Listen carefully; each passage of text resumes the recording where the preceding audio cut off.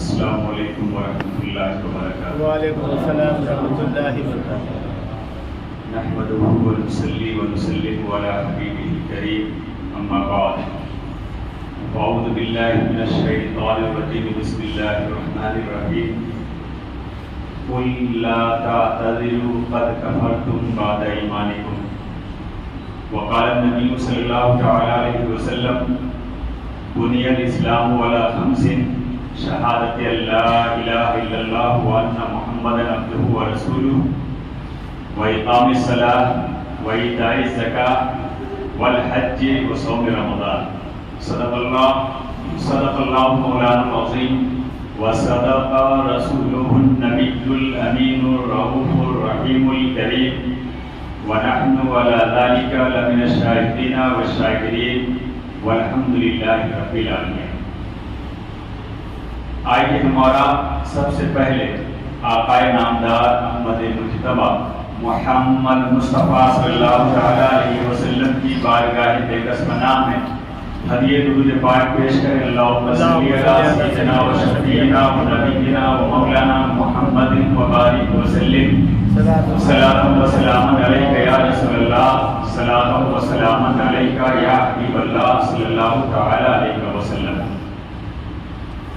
آتے رہے نبی و رسول ہر نبی کے بعد، آتے رہے نبی و رسول ہر نبی کے بعد، آیا نہ کوئی آئے گا میرے نبی کے بعد، آیا نہ کوئی آئے گا میرے نبی کے بعد۔ اور تخلیق مصطفیٰ کی ہوئی سب سے قبل ہے، تخلیق مصطفیٰ کی ہوئی سب سے قبل ہے، بھیجا مگر خدا نے یہاں ہر نبی کے بعد، بھیجا مگر خدا نے یہاں ہر نبی کے بعد۔ اور آنے سے نور کے سبھی ظلمات چھٹ گئے، آنے سے نور کے سبھی ظلمات چھٹ گئے، انسانیت ملی ہے اسی روشنی کے بعد، انسانیت ملی ہے اسی روشنی کے بعد۔ اور سرکار آپ رحمت کل کائنات ہیں، سرکار آپ رحمت کل کائنات ہیں۔ عورت کو بھی حیات ملی آپ ہی کے بعد، عورت کو بھی حیات ملی آپ ہی کے بعد۔ اور حضرت عمر گئے تھے ارادے سے قتل کے، حضرت عمر گئے تھے ارادے سے قتل کے، سر کو جھکا دیا ہے مگر دیدنی کے بعد، سر کو جھکا دیا ہے مگر دیدنی کے بعد۔ اور سرکار اب نظام کو در پہ بلائیے، سرکار اب نظام کو در پہ بلائیے، دل کی مراد آئے گی بر حاضری کے بعد، دل کی مراد آئے گی بر حاضری کے بعد۔ پڑھیے درود پاک، اللہم صلی علی سیدنا و شفیعنا و نبینا و مولانا محمد وبارک وسلم۔ صلاۃ و سلام علیک یا رسول اللہ، صلاۃ و سلام علیک یا حبیب اللہ صلی اللہ تعالی علیہ وسلم۔ برادران ملت اسلامیہ، میں آپ کو بتا دوں کہ اسلام کا تعلق دو چیزوں سے ہے، ایک ہے ایمان اور دوسرا ہے عمل۔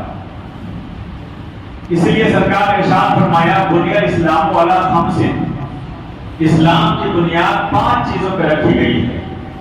سرکار نے فرمایا وہ 5 چیزیں ہیں کیا؟ سرکار فرماتے ہیں شہادت لا الہ الا اللہ وان محمد عبدہ ورسولہ، واقام الصلاۃ وایتاء الزکاۃ والحج وصوم رمضان۔ سرکار فرماتے ہیں کہ اسلام کی بنیاد 5 چیزوں پہ رکھی گئی ہے۔ اس میں سب سے پہلی چیز کیا ہے؟ اس بات کی گواہی دینا کہ اللہ کے سوا کوئی معبود نہیں، اور اس بات کی گواہی دینا کہ محمد صلی اللہ علیہ وسلم اللہ کے بندے اور اس کے رسول ہیں۔ یعنی سب سے پہلی چیز ہے ایمان، سب سے پہلی چیز ہے عقیدہ۔ اور آگے سرکار فرماتے ہیں اور دوسری چیز ہے نماز قائم کرنا، تیسری چیز ہے زکوٰۃ ادا کرنا، چوتھی چیز ہے حج ادا کرنا، اور 5ویں چیز ہے رمضان کے مہینے کا روزہ رکھنا۔ تو اسلام کی بنیاد 5 چیزوں پر ہے۔ اسلام کا تعلق 2 چیزوں سے ہے، ایمان سے اور عمل سے۔ آج کی گفتگو میں مجھے یہ بتانا ہے کہ ایمان اور عمل میں پہلے کیا ہے، یا پہلے ایمان ہے یا پہلے عمل ہے۔ اور دوسری بات یہ بتانی ہے کہ نجات جو ہمیں ملے گی وہ ایمان کی وجہ سے ملے گی، یا نجات جو ملے گی وہ ہمیں عمل کی وجہ سے ملے گی۔ تو میں آپ کو بتا دوں کہ ایمان اور عمل میں پہلے ایمان ہے بعد میں عمل ہے، پہلے ایمان ہے بعد میں نماز ہے، پہلے ایمان ہے بعد میں روزہ ہے، پہلے ایمان ہے بعد میں حج ہے، پہلے ایمان ہے بعد میں زکات ہے، اعمال جتنے بھی ہیں وہ ایمان کے بعد ہے۔ ایسا نہیں ہو سکتا کہ ایمان نہیں ہو نماز پڑھے آپ کو فائدہ مل جائے، ایمان نہیں ہو نماز روزہ رکھے آپ کو فائدہ مل جائے، ایمان نہیں ہے حج کرے آپ کو فائدہ مل جائے، ایمان نہیں ہے زکات ادا کرے آپ کو فائدہ مل جائے، ایسا نہیں ہو سکتا ہے۔ پہلے ایمان ہے بعد میں عمل ہے۔ آئیے میں آپ کو مثال سے سمجھاؤں۔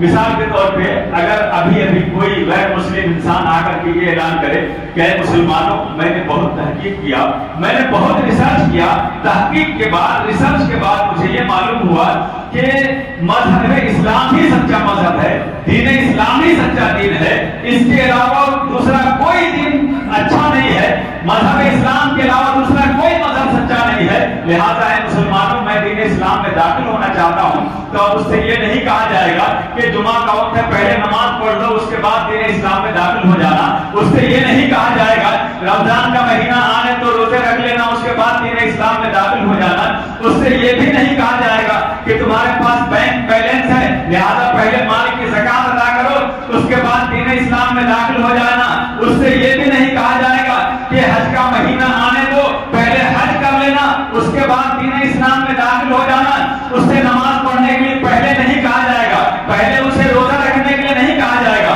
پہلے اسے حج و زکات ادا کرنے کے لیے نہیں کہا جائے گا، بلکہ اسے یہی کہا جائے گا کہ اگر تو دین اسلام میں داخل ہونا چاہتا ہے تو ایمان لے آؤ اور پڑھ لو اشہد ان لا الہ الا اللہ و اشہد ان محمدن عبدہ و رسولہ۔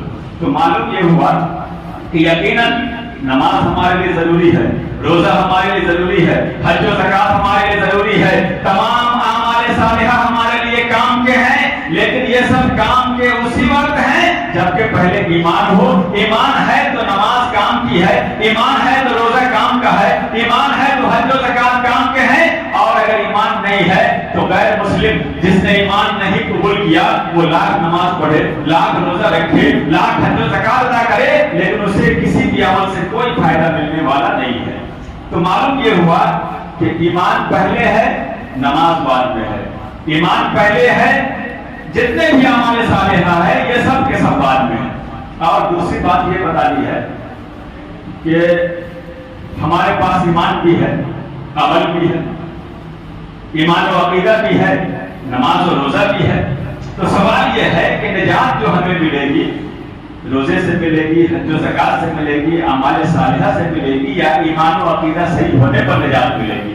تو برادران ملت اسلامیہ میں آپ کو بتا دوں کہ نجات کا دار و مدار عمل پر نہیں ہے، نجات کا دار و مدار ایمان پر ہے اور صحیح عقیدے پر ہے۔ ایمان سلامت ہے تب تو آپ کی نماز بھی کام آئے گی، آپ کا روزہ بھی کام آئے گا، آپ کے حج و زکات بھی کام آئیں گے، سارے اعمال کام آئیں گے، آپ کو نجات مل جائے گی۔ لیکن اگر کسی کا ایمان سلامت نہیں ہے، کسی کا عقیدہ صحیح نہیں ہے، تو وہ لاکھ نماز پڑھے، لاکھ روزے رکھے، لاکھ حج و زکات ادا کرے، لیکن اسے کسی بھی چیز سے کوئی فائدہ ملنے والا نہیں ہے۔ تو نجات کا دار و مدار ایمان اور صحیح عقیدے پر ہے۔ آئیے میں آپ کو مثال سے سمجھاؤں۔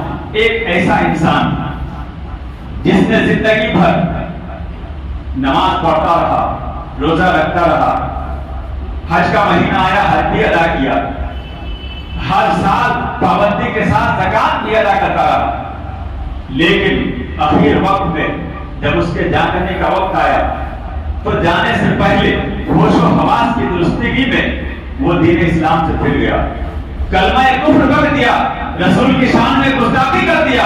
تو میں آپ سے پوچھنا چاہتا ہوں کہ کیا اس کی نماز کام آئے گی؟ کیا اس کا روزہ کام آئے گا؟ کیا اس کے حج و زکات کام آئیں گے؟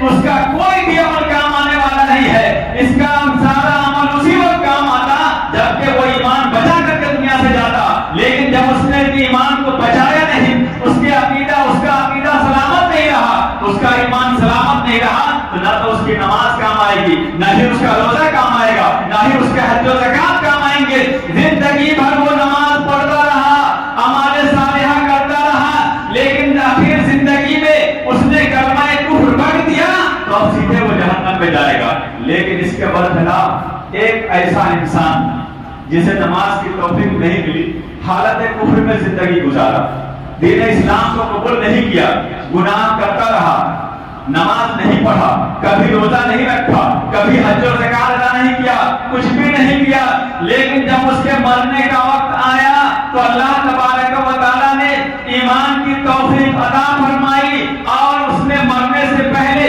होश व हवास की दुरुस्तगी में दीन इस्लाम को कबूल कर लिया और उसके बाद फौरन उसकी रूह परवास कर गई। अब उसे इतना टाइम नहीं मिला कि नमाज पढ़ सके, नमाज का वक्त ही नहीं था, रमजान का महीना नहीं था कि वो रोजा रख सके, और न ही हज का महीना था वो कि वो हज अदा कर सके, न ही उसके ऊपर ज़कात फर्ज थी कि वो ज़कात अदा कर सके। ना तो अब उसके पास नमाज है, न ही उसके पास रोजा है, न ही उसके पास हज व ज़कात है, कोई भी हमारे सामने नहीं है।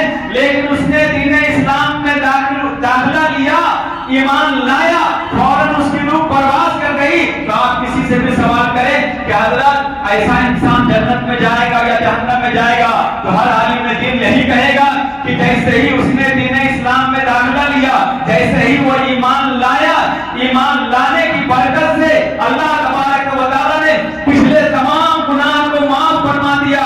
अब इसलिए कि उसने जो भी गुनाह किया था हालत ईमान में नहीं किया था, हालत कुफ्र में किया था, अब उसने कुफ्र से तौबा किया, दीन इस्लाम में दाखिल हुआ। क्योंकि उसे नमाज का वक्त नहीं मिला, रोजा रखने का वक्त नहीं मिला, हज व ज़कात का वक्त नहीं मिला, लिहाजा उससे नमाज के बारे में भी सवाल नहीं होगा, हज व ज़कात के बारे में भी सवाल नहीं होगा, किसी भी अमल के बारे में सवाल नहीं होगा, सीधा उसका दाखिला जन्नत में होगा, वो सीधे जन्नती है। तो मालूम ये हुआ कि निजात का दार मदार नमाज पर नहीं है, इसलिए कि अगर नमाज पे निजात का दार मदार होता तो ऐसा इंसान जन्नत में नहीं जाता, इसलिए कि उसके पास नमाज नहीं है। निजात का दार मदार रोजे पे नहीं है, इसलिए कि अगर निजात का दार मदार रोजे पे होता तो ऐसा इंसान जन्नत में नहीं जाता, इसलिए कि उसके पास रोजा नहीं है। मालूम ये हुआ कि निजात का दार मदार ईमान और सही अकीदे पर है, निजात का दार मदार अमल पर नहीं है। लेकिन इसका ये मतलब कोई गलत मतलब ना निकाल ले और ये ना समझे कि हजरत ने नमाज पढ़ने से मना कर दिया है, रोजा रखने से मना कर दिया है, हज व ज़कात अदा करने से मना कर दिया है। मेरा ये मतलब नहीं है, बल्कि नमाज तो हमारे ऊपर फर्ज है, और ऐसा फर्ज है कि जिसके बारे में शायद कहते हैं रोज़े महशर के जान उदास कुवत और वली कुर्सी से नमाज कुवत के मैदान महशर में ईमान वालों से अगर किसी अमल के बारे में पहला सवाल होगा तो सबसे पहला सवाल नमाज ही के बारे में होगा। लेकिन ये नमाज के बारे में किससे सवाल होगा? जो ईमान बचा के गया है उससे नमाज के बारे में सवाल होगा। लेकिन जिसका ईमान ही नहीं है उससे नमाज का सवाल नहीं होगा, इसलिए कि वो तो मुसलमान ही नहीं है। नमाज मुसलमान पे फर्ज है, नमाज काफिरों पे फर्ज नहीं है।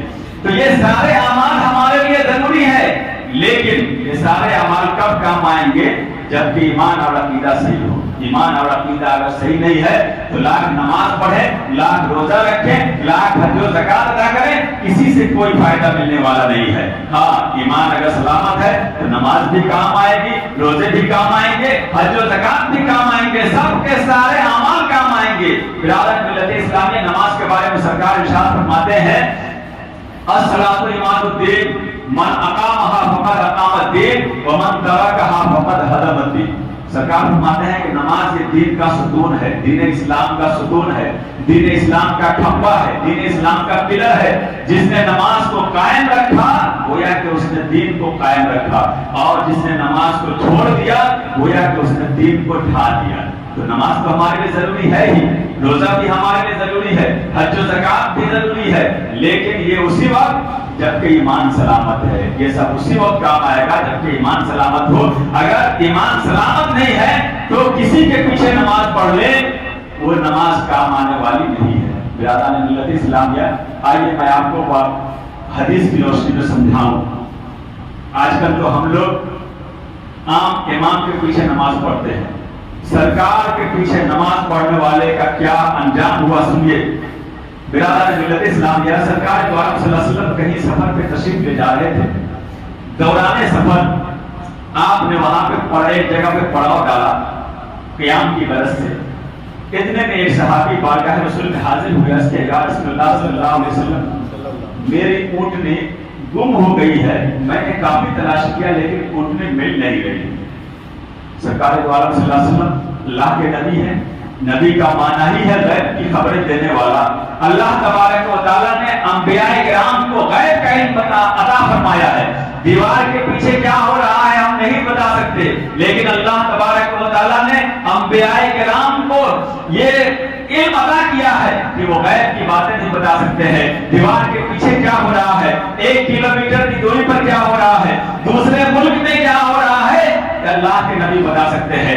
آپ کے گھر میں کیا بن رہا ہے, آپ کیا کھا کر کے آئے ہیں, یہ اللہ کے رسول بتا دیا کرتے ہیں, کیونکہ اللہ تبارک و تعالیٰ نے اپنے نبی کو غیب کا علم عطا فرمایا ہے. تو صحابی نے عرض کیا یا رسول اللہ میری اونٹنی مل نہیں رہی ہے, میں نے کافی تلاش کیا لیکن اونٹنی مل نہیں رہی ہے.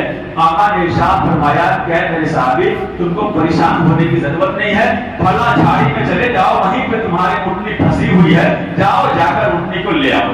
چنانچہ وہ صحابی گئے, جا کے دیکھا, کیونکہ صحابی کو یقین تھا کہ اللہ کے رسول جو فرمائیں گے وہ بالکل حق فرمائیں گے, وہ غلط نہیں فرما سکتے. سرکار نے جب فرما دیا ہے کہ فلاں جھاڑی میں اونٹنی پھنسی ہوئی ہے تو یقیناً اونٹنی وہی ملے گی. چنانچہ وہ صحابی اس جھاڑی میں گئے, جا کر دیکھا تو کیا دیکھتے ہیں کہ واقعی اونٹنی اسی جھاڑی میں پھنسی ہوئی ہے. اونٹنی کو لیا, واپس آ گئے. اب جب سفر شروع ہوا, صحابہ کرام جب چلنے لگے تو اس پیارے صحابی نے ایک دوسرے سے کہنا شروع کیا کہ واہ, اللہ تبارک و تعالیٰ نے اپنے نبی کو کتنا غیب کا علم عطا فرمایا ہے کہ میری اونٹنی گم ہو گئی تھی, میں نے کافی تلاش و جستجو کیا لیکن وہ ملی نہیں. بارگاہ رسول میں نے عرض کیا تو آقا نے فرما دیا کہ تمہاری اونٹنی فلاں جھاڑی میں ہے. گیا تو واقعی میری اونٹنی وہاں جھاڑی میں پھنسی ہوئی تھی. اتنا سننا تھا کہ انہی لوگوں میں ایک ایسا انسان بھی تھا جس کے زبان پر تو ایمان, جس کے زبان پر تو کلمہ تھا لیکن دل میں کفر چھپا ہوا تھا. وہ بول پڑا کہ واہ, محمد غیب بھی جانتے ہیں. سرکار کی شان پہ گستاخی کرتے ہوئے اس نے کہا کہ واہ, محمد غیب بھی جانتے ہیں, یہ کب سے غیب جاننے لگے. جیسے ہی اس نے یہ بات کہی صحابہ کرام نے ڈانٹنا پھٹکارنا شروع کیا. جیسے ہی صحابہ کرام نے ڈانٹنا شروع کیا تو اب اس نے بہانہ بنانا شروع کر دیا. کہا کہ ارے آپ لوگ بیکار کے غصہ ہو رہے ہیں, میں حضور کی شان میں گستاخی کی غرض سے ایسا نہیں بولا تھا, میں تو ایسے ہی بول دیا کہ اگر بولیں گے نہیں تو راستہ کیسے کٹے گا. تو ہم لوگ بات کرتے ہوئے جا رہے تھے, ہماری زبان پہ بات آ گئی, ہم نے کہہ دیا, ہم سرکار کی شان میں گستاخی کے لیے یہ نہیں کہہ رہے تھے. اس نے بہانہ بازی شروع کر دیا. جب اس نے بہانہ بازی شروع کیا صحابہ کرام خاموش ہو گئے. لیکن سنیے, صحابہ کرام تو خاموش ہو گئے لیکن اللہ تبارک و تعالیٰ نے قرآن کریم میں یہ آیت کریمہ نازل فرما دی, لا تعتذروا قد کفرتم بعد ایمانکم. کہ اے انسان تم جو بہانے بازی کر رہے ہو, تم جو بہانے بنا رہے ہو, تمہارا بہانہ کوئی کام نہیں آئے گا, تمہاری بہانے بازی نہیں چلے گی. تم ایمان لانے کے بعد اب تو کافر ہو چکے ہو. برادران ملت اسلامیہ, اب آپ دیکھیے اس کے پاس نماز بھی ہے, روزہ بھی ہے, حج و زکات بھی ہے, اور اس کے پیچھے نماز پڑھنے والا ہے سرکار دو عالم صلی اللہ علیہ وسلم کے پیچھے نماز پڑھنے والا ہے. ایسے شخص کے بارے میں اللہ تبارک و تعالیٰ ارشاد فرما رہا ہے کہ انسان اب تمہاری نماز کام آنے والی نہیں ہے, اب تمہارا روزہ کام آنے والا نہیں ہے, اب تمہارے حج و زکات کام آنے والے نہیں ہے. اس لیے کہ جب تک تو نے نبی کی شان میں گستاخی نہیں کیا تھا, ہم نے تمہارے کفر کو ظاہر نہیں کیا تھا, لیکن جیسے ہی تم نے نبی کی شان میں گستاخی کر دیا تو اب تم مسلمان نہیں رہے بلکہ دین اسلام سے خارج ہو گئے. تو معلوم یہ ہوا کہ پہلے ایمان ہے, بعد میں عمل ہے. نجات کا دار و مدار ایمان اور صحیح عقیدے پر ہے, نجات کا دار و مدار عمل پر نہیں ہے. اگر نجات کا دار و مدار عمل پر ہوتا, نجات کا دار و مدار نماز پر ہوتا تو ہم اور آپ تو عام امام کے پیچھے نماز پڑھتے ہیں, وہ تو نبی کے پیچھے نماز پڑھنے والا بندہ تھا. لیکن پھر بھی اللہ تبارک و تعالیٰ ارشاد فرما رہا ہے کہ جب تک تم نے نبی کی شان میں گستاخی نہیں کی تھی اس وقت تک ہم نے تمہارے کفر کو ظاہر نہیں کیا تھا, لیکن جیسے ہی تم نے نبی کی شان میں گستاخی کر دیا, ان نے غیر نبی کا مذاق اڑایا تو اب تم مسلمان نہیں رہے بلکہ دین اسلام سے خارج ہو گئے. تو معلوم یہ ہوا کہ نجات کا دار و مدار ایمان اور صحیح عقیدے پر ہے, نجات کا دار و مدار عمل پر نہیں. ہاں عمل بھی ضروری ہے. میں بار بار اس لیے کہہ دیتا ہوں کیونکہ لوگ غلط مطلب نکال لیتے ہیں.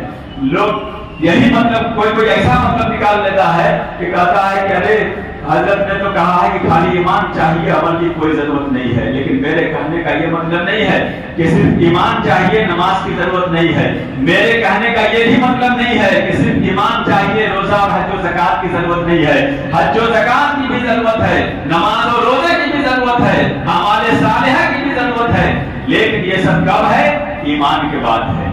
ایمان اگر سلامت ہے تو ہماری نماز بھی کام کی ہے، روزے بھی کام کے ہیں، حج و زکات بھی کام کے ہیں، اور اگر ایمان سلامت نہیں ہے تو نہ تو نماز کام آئے گی، نہ ہی روزہ کام آئے گا، نہ ہی حج و زکات کام آئیں گے۔ برادران ملت اسلامیہ، معلوم یہ ہوا کہ نجات کا دار و مدار ایمان پر ہے، صحیح عقیدے پر ہے، نجات کا دار و مدار عمل پر نہیں ہے۔ پہلے ایمان اور عقیدہ ہے، بعد میں عمل ہے۔ آئیے میں آپ کو بتاؤں حضرت عمر فاروق اعظم رضی اللہ تعالیٰ عنہ کا واقعہ، سرکار دو عالم صلی اللہ علیہ وسلم کے زمانے کا واقعہ ہے۔ ایک مرتبہ ایک یہودی اور ایک مسلمان، جو اپنے آپ کو مسلمان کہتا تھا لیکن دل میں کفر چھپا ہوا تھا، یہ دونوں میں جھگڑا ہو گیا پانی لینے کے بارے میں۔ مسلمان کہتا تھا کہ پانی لینے کی باری ہماری ہے، وہ یہودی کہتا تھا کہ پانی لینے کی باری میری ہے۔ اب دونوں میں جب جھگڑا ہو گیا تو اس مسلمان نے کہا کہ دیکھو ہم لوگوں کو جھگڑا کرنے سے کوئی فائدہ نہیں ہے، زمانہ نبی کا ہے، چلو نبی کی بارگاہ میں جاتے ہیں، وہ جن کے حق میں فیصلہ کر دیں گے ان کو ماننا پڑے گا۔ وہ یہ سوچ رہا تھا کہ ہم مسلمان ہیں تو معاذ اللہ نبی ہمارے ہی حق میں فیصلہ کریں گے۔ وہ یہی سوچ کے اس نے کہا کہ چلو نبی کی بارگاہ میں چلتے ہیں، نبی جن کے حق میں فیصلہ کر دیں گے ان کو ماننا پڑے گا۔ یہودی نے کہا کہ ٹھیک ہے، اگر وہ اللہ کے نبی ہیں تو میرا یہ عقیدہ ہے کہ جو بھی اللہ کا نبی ہوگا وہ غلط فیصلہ ہرگز نہیں دے سکتا۔ چنانچہ دونوں چلے بارگاہ رسول میں، مسلمان بھی چلا یہودی بھی چلا، دونوں بارگاہ رسول میں پہنچے۔ آقا نے پوچھا کہ کیا بات ہے؟ دونوں نے اپنا اپنا مقدمہ پیش کیا۔ مسلمان کہا کہ پانی لینے کی باری میری ہے، یہودی کہا ہے پانی لینے کی باری میری ہے۔ سرکار نے دونوں کے مقدمات کو سنا، سننے کے بعد یہ فیصلہ دیا کہ اے مسلمان، آج پانی لینے کی باری تمہاری نہیں ہوگی بلکہ آج پانی لینے کی باری اس یہودی کی ہے۔ اب وہ مسلمان سوچ میں پڑ گیا کہ ارے میں تو یہ سوچ کر کے نبی کے پاس آیا تھا کہ میرے حق میں فیصلہ ہوگا، لیکن فیصلہ اس یہودی کے حق میں ہو گیا۔ چنانچہ وہ غصے میں دلگلا اٹھا، اس نے یہودی سے کہا کہ اے انسان، یہ اللہ کے نبی ہیں، پتہ نہیں کس عالم محمیت میں تھے، اس لیے انہوں نے ایسا فیصلہ دے دیا ہے، معاذ اللہ۔ چلو عمر کی بارگاہ میں چلتے ہیں، عمر فاروق اعظم اچھا فیصلہ سنائیں گے۔ برادران ملت اسلامیہ، اب وہ یہودی کہہ رہا ہے کہ چلو میں اس کے لیے بھی تیار ہوں، اس لیے کہ جس طریقہ سے نبی غلط فیصلہ نہیں دے سکتا ویسے ہی نبی کا صحابی بھی غلط فیصلہ نہیں دے سکتا ہے۔ چنانچہ دونوں فاروق اعظم کی بارگاہ میں پہنچے۔ فاروق اعظم نے پوچھا کہ کیسے آنا ہوا؟ مسلمان نے کہا کہ حضرت فیصلہ لینے کے لیے آئے ہیں کہ ہمارا پانی لینے کی باری میری ہے یا پانی لینے کی باری اس کی ہے۔ پوچھا کہ ارے زمانہ نبی کا ہے، اب میرے پاس فیصلہ لینے کے لیے آ گیا۔ آج کل کا انسان ہوتا ہے تو سوچتا کہ چلو ان کے رہتے ہوئے میرے پاس بھی لوگ آ رہے ہیں، لیکن حضرت عمر فاروق اعظم کو دیکھیے، حضرت عمر فاروق اعظم فرما رہے ہیں کہ اے انسان، یہ نبی کا زمانہ ہے، نبی کے ہوتے ہوئے تم میرے پاس کیسے فیصلہ لینے کے لیے آ گئے؟ تو اس یہودی نے کہا کہ حضرت ہم لوگ نبی کے پاس گئے تھے۔ عمر فاروق اعظم نے پوچھا کہ وہاں کیا ہوا؟ اس یہودی نے کہا کہ اس حضور نے میرے حق میں فیصلہ سنا دیا تو یہ مجھے آپ کی بارگاہ میں لے کر کے آیا ہے۔ حضرت عمر فاروق اعظم سمجھ گئے کہ یہ انسان نبی کے فیصلے پر راضی نہیں ہے۔ چنانچہ کہا کہ ٹھیک ہے رکو، میں ابھی فیصلہ کر دیتا ہوں۔ چنانچہ اپنے گھر کے اندر گئے، تلوار کو نیام سے باہر نکالا، باہر آئے اور اس مسلمان کا سر دم سے الگ کر دیا۔ برادران ملت اسلامیہ، اس مسلمان کی غلطی کیا تھی؟ اس مسلمان کے پاس تو نماز بھی تھی، اس مسلمان کے پاس تو روزہ بھی تھا، اس مسلمان کے پاس تو حج و زکات بھی تھے، لیکن پھر بھی جیسے ہی یہ معلوم ہوا کہ نبی کے فیصلے سے یہ انسان راضی نہیں ہے، حضرت عمر فاروق اعظم نے اس کا سر دم سے الگ کر دیا۔ اب یہ بات دھیرے دھیرے لوگوں میں پھیلتی گئی کہ ایک مسلمان دوسرے مسلمان کو قتل کر رہا ہے۔ آقا دو عالم صلی اللہ علیہ وسلم نے عمر فاروق اعظم کو بلایا اور ارشاد فرمایا کہ اے عمر، تم نے یہ کیا کر دیا؟ اسلام کے شروع کا زمانہ ہے، لوگوں میں یہ بات مشہور ہو رہی ہے کہ ایک مسلمان ہی دوسرے مسلمان کا قاتل بن رہا ہے، پھر لوگ دین اسلام میں کیسے داخل ہوں گے؟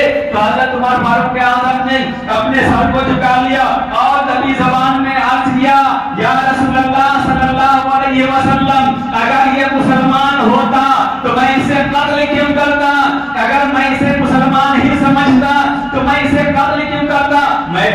اپنے گلے سے لگاتا، اپنے سینے سے لگاتا، میں اس کا احترام کرتا، میں اس کی تعظیم کرتا.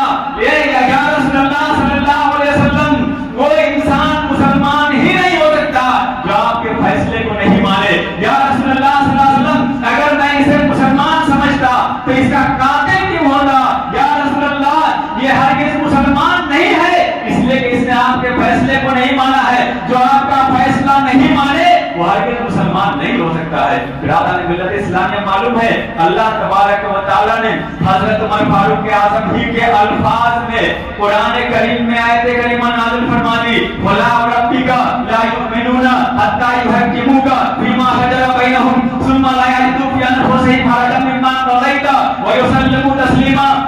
اللہ نے ارشاد فرما دیا کہ اے محبوب، تیرے رب کی قسم، جو تمہارے فیصلے کو نہیں مانے، جب تک کہ کوئی انسان تمہارے فیصلے کو نہیں مانے وہ ہرگز مسلمان نہیں ہو سکتا.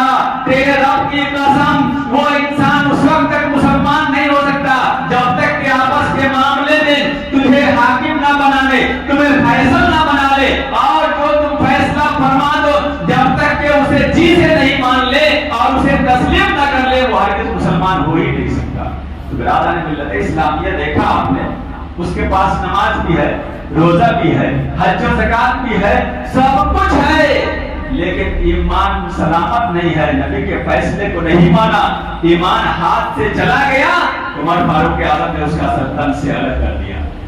تو اسی لیے میں نے کہا کہ نجات کا دار و مدار ایمان اور صحیح عقیدے پر ہے، نجات کا دار و مدار عمل پر نہیں ہے. یقیناً عمل ہمارے لیے ضروری ہے، اس لیے کہ اسلام کی بنیاد 5 چیزوں پر ہے. سب سے پہلی چیز ایمان ہے. ایمان کے بعد یہ سارا کچھ ہے. پہلے ایمان، بعد میں روزہ، بعد میں نماز، بعد میں حج، بعد میں زکات. کوئی الٹا کرنا چاہے کہ ایمان نہیں لائے پہلے نماز پڑھے، ایمان نہیں لائے پہلے روزہ رکھے، ایمان نہیں لائے پہلے حج کرے، ایمان نہیں لائے پہلے زکات ادا کرے، تو اس سے کوئی فائدہ ہونے والا نہیں. ہاں، پہلے ایمان لایا، ایمان اس کا محفوظ ہے، ایمان سلامت ہے، عقیدہ صحیح ہے، تو اب وہ نماز پڑھے گا تو اس کی نماز کام آئے گی. اب وہ روزہ رکھے گا، اس کا روزہ کام آئے گا. اب وہ حج کرے گا، اس کا حج کام آئے گا. اب وہ زکات ادا کرے گا تو اس کے زکات کام آئیں گے. تو برادران ملت اسلامیہ، پہلے ایمان ہے. اب ہمیں یہ سمجھنا ہے کہ ایمان کہتے کسے؟ تو ایمان کی تعریف علماء کرام نے یہ کی ہے، وہ تصدیق بما جاء به النبی صلی اللہ علیہ وسلم. نبی کریم صلی اللہ علیہ وسلم جو کچھ بھی لے کر کے آئے اس خاکدان گیتی پر، ان ساری چیزوں کے ماننے کا نام ایمان. صرف جاننا نہیں. یہ نہیں کہ ہم جان رہے ہیں کہ نماز فرض ہے لیکن مان نہیں رہے ہیں تو معاذ اللہ مسلمان نہیں ہو سکتے. کوئی جان رہا ہے کہ روزہ رمضان کا روزہ فرض ہے لیکن مانتا نہیں ہے تو مسلمان نہیں ہو سکتا. کوئی جان رہا ہے کہ مالدار پہ زکات فرض ہے لیکن مانتا نہیں ہے تو وہ مسلمان نہیں ہو سکتا ہے. تو ایمان نام ہی ہے ماننے کا. نبی کریم صلی اللہ علیہ وسلم جو کچھ بھی لے کر کے آئے ان تمام چیزوں کے ماننے کا نام ایمان ہے. نبی نماز لے کر کے آئے، نماز کے ماننے کا نام ایمان ہے. نبی روزہ لے کر کے آئے، روزہ کے ماننے کا نام ایمان ہے. نبی حج و زکات لے کر کے آئے، حج و زکات کے ماننے کا نام ایمان ہے. اچھا، ایک چیز آپ سمجھ لیجئے، ایک ہے نماز نہ پڑھنا اور ایک ہے نماز کا انکار کرنا. انکار کرنے سے کافر ہوتا ہے، نہ پڑھنے سے کافر نہیں ہوتا ہے. بہت سارے بندے ہیں جو نماز نہیں پڑھتے ہیں لیکن ان کو ہم کافر نہیں کہہ سکتے. ہاں، جو نماز کا انکار کرے کہ معاذ اللہ نماز فرض نہیں ہے، وہ بندہ مسلمان نہیں ہو سکتا ہے. تو ایمان نام ہے ماننے کا. نماز فرض ہے، اس کو ہم دل سے مانیں تب مسلمان. حج و زکات، روزے، یہ سب فرض ہیں، اس کو مانیں تب مسلمان. ماننے کا نام ایمان ہے، صرف جاننے کا نام ایمان نہیں ہے. صرف جان لینے سے کوئی بھی انسان مسلمان نہیں ہو سکتا. آئیے میں اس کو بھی واقعہ کی روشنی میں سمجھاؤں. مکہ کے 2 کافر سفیان اور صفوان مکہ میں ٹہل رہے تھے. دونوں نے کیا دیکھا کہ ایک بھیڑیا ایک ہرن کو شکار کرنے کے لیے دوڑا رہا ہے. ہرن جان بچا کر کے بھاگ رہا ہے، بھیڑیا اس کا پیچھا کر رہا ہے. دونوں یہ تماشا دیکھنے لگے بغور، سفیان بھی اور صفوان بھی. لیکن ان دونوں کی حیرت کی انتہا اس وقت نہ رہی جب انہوں نے یہ دیکھا کہ بھیڑیا اس ہرن کو اسی وقت تک دوڑاتا رہا جب تک کہ وہ ہل کے اندر دوڑ رہا تھا، لیکن جیسے ہی حرم میں قدم رکھ دیا بھیڑیا واپس ہو گیا۔ یہاں پہ آپ پہلے یہ سمجھ لیں کہ جو لوگ وہاں جا کر کے آئے ہیں ان کو معلوم ہے کہ مکہ کی جو زمین ہے دو حصوں میں بٹی ہوئی ہے، کچھ حصے کو ہل کہا جاتا ہے، کچھ کو حرم کہا جاتا ہے۔ ہل اس مقام کو کہتے ہیں کہ جہاں پہ شکار کرنا جائز ہے، اور حرم اس مقام کو کہتے ہیں کہ جہاں پہ شکار کرنا ناجائز ہے۔ وہاں پہ کسی جاندار کو نہیں مار سکتے، جو بال میں ہوتا ہے اس جو تک کو مارنا منع ہے، کسی کی جان لینا منع ہے حرم کے اندر۔ تو مکہ کی جو زمین ہے وہ دو حصوں میں بٹی ہوئی ہے، کچھ حصہ ہل ہے جہاں پہ شکار کر سکتے ہیں، اور کچھ حصے کو حرم کہا جاتا ہے جہاں پہ شکار نہیں کر سکتے۔ تو میں یاد کر رہا تھا کہ ان دونوں نے کیا دیکھا کہ بھیڑیا ہرن کو دوڑا رہا ہے، لیکن بھیڑیا اسی وقت تک دوڑایا جب تک کہ وہ ہرن ہل کے اندر دوڑ رہا تھا جہاں پہ شکار کرنا جائز تھا، لیکن جیسے ہی اس ہرن نے حرم کے اندر قدم رکھ دیا بھیڑیا واپس ہو گیا۔ اب جب صفوان اور سفیان نے یہ دیکھا تو صفوان نے سفیان سے کہا کہ اے سفیان، کیا بھیڑیا کو بھی معلوم ہے کہ کہاں پہ شکار کرنا چاہیے کہاں پہ شکار نہیں کرنا چاہیے؟ کیا ایک بھیڑیا بھی ہندو حرم کو پہچانتا ہے؟ کیا ایک بھیڑیا کو بھی معلوم ہے کہ ہمیں کہاں شکار کرنا چاہیے کہاں شکار نہیں کرنا چاہیے؟ جیسے ہی اس کافر نے، ابھی وہ دونوں اسلام میں داخل نہیں ہوئے تھے، جیسے ہی صفوان نے سفیان سے یہ بات کہی کہ اے سفیان، کیا ایک بھیڑیے کو بھی معلوم ہے کہ کہاں شکار کرنا چاہیے کہاں شکار نہیں کرنا چاہیے؟ جیسے ہی اس نے یہ بات کہی اللہ تبارک و تعالیٰ نے بھیڑیے کو بولنے کی طاقت عطا فرمائی۔ پلٹ کر اس بھیڑیے نے جواب دیا کہ او کافرو، تمہیں اس بات پہ تعجب ہے کہ میں ہل اور حرم کو پہچانتا ہوں؟ او کافرو، تمہیں اس بات پہ تعجب ہے کہ مجھے معلوم ہے کہاں شکار کرنا چاہیے کہاں شکار نہیں کرنا چاہیے؟ او کافرو، تمہیں اس بات پہ تعجب ہے کہ میں ہل اور حرم کو پہچانتا ہوں، لیکن مجھے اس بات پہ تعجب ہے کہ تم غیب بتانے والے نبی کو نہیں پہچانتے۔ ارے تمہیں اس بات پہ تعجب ہے کہ میں ہل اور حرم کو پہچانتا ہوں، لیکن مجھے اس بات پہ تعجب ہے کہ تم غیب بتانے والے نبی کو نہیں پہچانتے۔ جب بھیڑیا نے یہ کہا تو صفوان نے سفیان سے کہا کہ اے سفیان، کیا اب بھی محمد کے نبی ہونے میں شک ہے؟ اے سفیان، کیا اب بھی محمد کے نبی ہونے میں شک ہے؟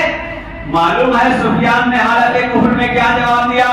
سفیان نے جواب دیا کہ اے صفوان، میں آج ہی نہیں برسوں پہلے سے جانتا ہوں کہ محمد نبی۔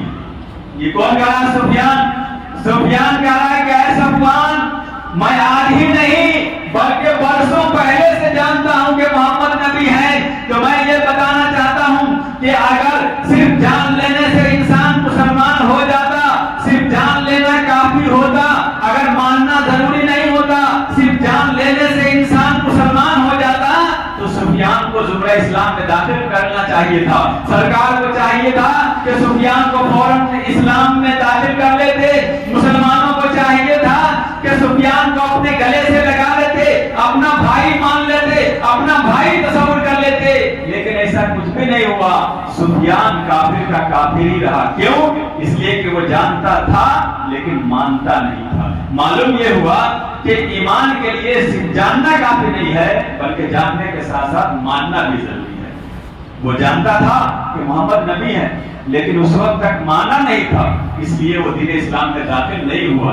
اور آئیے اب ماننے کی بات سن لیجئے۔ یہ تو جاننے کی بات تھی کہ سفیان جانتا تھا لیکن مانتا نہیں تھا، اس لیے وہ دین اسلام میں داخل نہیں ہوا۔ کسی نے اس کو مسلمان نہیں کہا، وہ اس کو کسی نے مومن نہیں کہا۔ لیکن آئیے ماننے کی ایک مثال دے دیتا ہوں۔ سرکار دو عالم صلی اللہ علیہ وسلم نے ایک یہودی سے گھوڑے کا لین دین فرمایا۔ کسی یہودی سے گھوڑا خریدا اور فرمایا کہ اس کی قیمت آج نہیں دوسرے دن آ کر کے لینا۔ وہ یہودی چلا گیا۔ وقت مقررہ پر جب وہ یہودی آیا تو سرکار نے جب اس کی قیمت دینی چاہی تو اس نے زیادہ کا مطالبہ شروع کیا۔ جتنے پہ بات ہوئی تھی اس سے زیادہ مانگنا شروع کر دیا۔ سرکار نے فرمایا کہ ارے یہودی، بات اتنے پہ نہیں، اس سے کم پہ ہوئی ہے۔ یہودی کہا کہ نہیں، بات اتنے ہی پہ ہوئی ہے۔ اب معاملہ طول پکڑتا گیا، صحابہ کرام وہاں پہ موجود ہیں، صحابہ کرام پریشان کہ یا اللہ یہ کیا معاملہ ہے؟ سرکار فرما رہے ہیں کہ بات اس سے کم پہ ہوئی ہے، یہودی کہہ رہا ہے کہ نہیں بات اس سے زیادہ پہ ہوئی ہے۔ اب تمام صحابہ کرام خاموش ہیں، سوچ میں پڑے ہوئے ہیں کہ یا اللہ یہ کیا معاملہ ہے؟ اتنے میں ایک پیارے صحابی حضرت خزیمہ کھڑے ہو گئے اور ارشاد فرمایا صدقت یا رسول اللہ، یا رسول اللہ صلی اللہ علیہ وسلم آپ نے سچ فرمایا ہے۔ برادران ملت اسلامیہ کیا کر رہے ہیں کہ صدقت یا رسول اللہ، یا رسول اللہ آپ نے سچ فرمایا۔ بات اتنے ہی میں ہوئی ہے جتنا آپ فرما رہے ہیں، یہ یہودی جھوٹ بول رہا ہے، جتنا آپ فرما رہے ہیں یقیناً یہ حق ہے، جتنا آپ فرما رہے ہیں اتنے ہی میں لین دین ہوا تھا، اتنی ہی قیمت طے ہوئی تھی۔ آج کل کا انسان ہوتا، ہم آپ ہوتے تو سوچتے کہ چلو نہ دو گواہ تو کم سے کم ایک تو گواہ مل گیا، لہذا بات میری مانی جائے گی۔ لیکن آقا دو عالم صلی اللہ علیہ وسلم خوش نہیں ہوئے، بلکہ آپ جلال میں آ گئے اور ارشاد فرمایا کہ اے خزیمہ یہ ٹھیک ہے کہ تو میرا صحابی ہے، یہ ٹھیک ہے تو مسلمان ہے، یہ ٹھیک ہے تو مجھ پر ایمان لانے والا ہے، یہ ٹھیک ہے کہ تم مجھ سے محبت کرنے والا ہے، لیکن تمہاری یہ ہمت کیسے ہوئی کہ تم نے میرے حق میں گواہی دے دی؟ اس لیے کہ گواہی دینے کے لیے ضروری ہے کہ جس وقت بات طے ہو اس وقت وہ انسان وہاں پہ موجود ہو۔ جب میرا اور اس کا معاملہ ہوا تھا، جب میرا اور اس کا لین دین ہوا تھا، جب میری اور اس کی بات ہوئی تھی، اس وقت تم وہاں موجود نہیں تھے، آخر تم نے میرے حق میں گواہی کیسے دے دی؟ اے خزیمہ تم نے تو دیکھا نہیں ہے، بن دیکھے تم نے گواہی کیسے دے دی؟ معلوم ہے حضرت خزیمہ نے کیا ہی پیارا جواب دیا۔ حضرت خزیمہ نے اپنے سر کو جھکا دیا اور دبی زبان میں بارگاہ رسول نے عرض کیا، یا رسول اللہ صلی اللہ علیہ وسلم یقیناً جس وقت آپ کا اس کا لین دین ہوا تھا میں وہاں پہ موجود نہیں تھا، میں نے دیکھا نہیں ہے کہ بات کتنے میں طے ہوئی ہے، لیکن یا رسول اللہ صلی اللہ علیہ وسلم اگر ہر معاملہ دیکھنے ہی پہ ہوتا تو آپ نے کہا جنت ہم دیکھے نہیں مگر ایمان لائے، آپ نے کہا دوزخ ہم دیکھے نہیں مگر ایمان لائے، آپ نے کہا پلسرات ہم دیکھے نہیں مگر ایمان لائے، آپ نے کہا خدا ہم دیکھے نہیں مگر ایمان لائے۔ یا رسول اللہ صلی اللہ علیہ وسلم جب ہم اتنی بڑی بڑی چیزوں کو بن دیکھے مان سکتے ہیں تو ایک گھوڑے کے لین دین کو کیوں نہیں مان سکتے؟ یا رسول اللہ صلی اللہ علیہ وسلم اب ہمارا معاملہ ہمارے دیکھنے پہ نہیں رہ گیا ہے بلکہ آپ کے مان لینے پہ رہ گیا ہے، آپ کہتے چلے جائیں اور ہم مانتے چلے جائیں۔ سبحان اللہ۔ برادران ملت اسلامیہ اب ملائیے اس کو، سفیان جانتا تھا مانتا نہیں تھا تو وہ کافر کا کافر ہی رہا۔ حضرت خزیمہ جانتے نہیں ہیں کہ بات کتنے پہ ہوئی ہے، یہ معلوم نہیں ہے کہ سرکار اور یہودی کے درمیان میں کیا بات ہوئی ہے، یہ جانتے نہیں ہیں، لیکن سرکار کی بات کو مان لیا تو ماننے کا انعام کیا ملا معلوم ہے؟ آقا دو عالم صلی اللہ علیہ وسلم خوش ہو گئے اور خوش ہو کر کے اعلان کیا کہ اے مسلمانوں بغور سن لو، اسلام کا یہ دستور ہے، اسلام کا یہ قانون ہے کہ گواہی کے لیے کم سے کم 2 مردوں کا ہونا ضروری ہے، اور اگر 2 مرد نہ مل سکے تو کم سے کم 1 مرد اور 2 عورتوں کا ہونا ضروری ہے۔ لیکن یاد رکھو یہ جو خزیمہ ہے اگر کسی کے حق میں اکیلے بھی گواہی دے دے تو اس کی گواہی قابل قبول ہو۔ برادران ملت اسلامیہ معلوم یہ ہوا، میں اس واقعہ کو پیش کر کے یہی بتانا چاہتا ہوں کہ ایمان صرف جاننے کا نام نہیں ہے بلکہ ایمان کے لیے جاننے کے ساتھ ساتھ ماننا بھی ضروری ہے۔ جو مان لیا وہ مومن ہو گیا، جو مانا نہیں وہ مومن نہیں ہو سکتا ہے۔ برادران ملت اسلامیہ اور جس نے سرکار کو مان لیا تو اس کے سامنے دنیا کی ساری چیزیں ہیٹ ہو جاتی ہیں، یہاں تک کہ ایمان کے مقابل میں اگر اپنا بیٹا ہی آ جائے تو بھی مومن یہ نہیں دیکھتا کہ یہ میرا بیٹا ہے بلکہ یہ دیکھتا ہے کہ یہ نبی کا دشمن ہے۔ آئیے حضرت صدیق اکبر کا واقعہ سن لیجئے۔ حضرت ابوبکر صدیق رضی اللہ تعالیٰ عنہ جب بھی جنگ ہوتی تھی تو مسلمان کی طرف سے آپ جنگ میں شریک ہوا کرتے تھے۔ ایک مرتبہ کیا ہوا کہ حضرت بکر صدیق رضی اللہ تعالیٰ عنہ دین اسلام میں تو شروع ہی میں داخل ہو گئے تھے. مردوں میں سب سے پہلے ایمان لانے والے حضرت بکر صدیق رضی اللہ تعالیٰ عنہ ہی ہیں. ان سے پہلے کوئی بھی مرد دین اسلام میں داخل نہیں ہوا تھا. حضرت بکر صدیق رضی اللہ تعالیٰ عنہ سرکار سے بے انتہا محبت کرتے تھے. ایسی محبت کہ ایک مرتبہ جب چل رہے تھے سرکار کے ساتھ میں تو کبھی سرکار کے آگے جا رہے ہیں, کبھی سرکار کے پیچھے آ رہے ہیں, کبھی سرکار کے دائیں جاتے ہیں, کبھی سرکار کے بائیں جاتے ہیں. آقا نے پوچھا کہ ابو بکر صدیق یہ کیا معاملہ ہے, کبھی تم میرے آگے جاتے ہو, کبھی پیچھے آتے ہو, کبھی دائیں جاتے ہو, کبھی بائیں آتے ہو, اب یہ معاملہ کیا ہے؟